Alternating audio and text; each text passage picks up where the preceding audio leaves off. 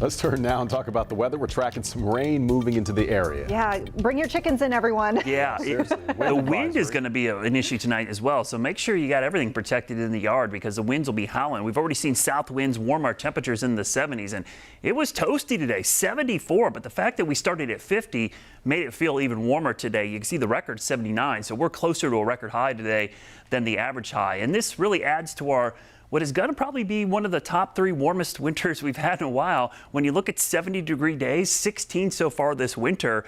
Again, we'll probably have 2 more next week, so we'll move up. I know, December was crazy warm. Remember, it was 10 degrees above average. We had shorts on for Christmas. It was 80 degrees almost on New Year's Day. We had that cold snap in the middle of January.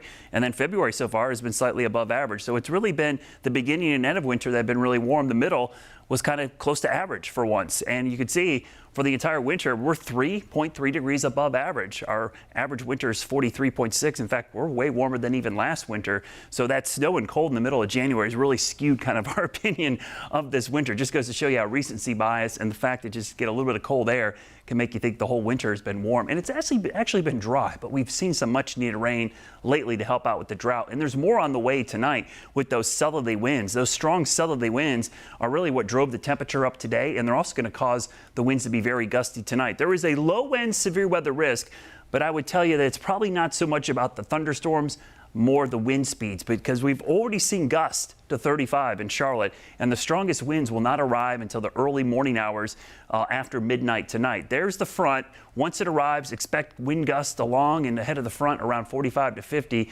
Tomorrow and going into the weekend, cool conditions move back in. We'll see highs in the upper 50s to near 60, which is closer to average for this time of year. So if you want to time out the rain tonight and the worst wind, it's going to be right after midnight, right here, midnight to 3 a.m. When this line crosses over, we will see gusts to 45 or 50 miles per hour. And then the front moves through.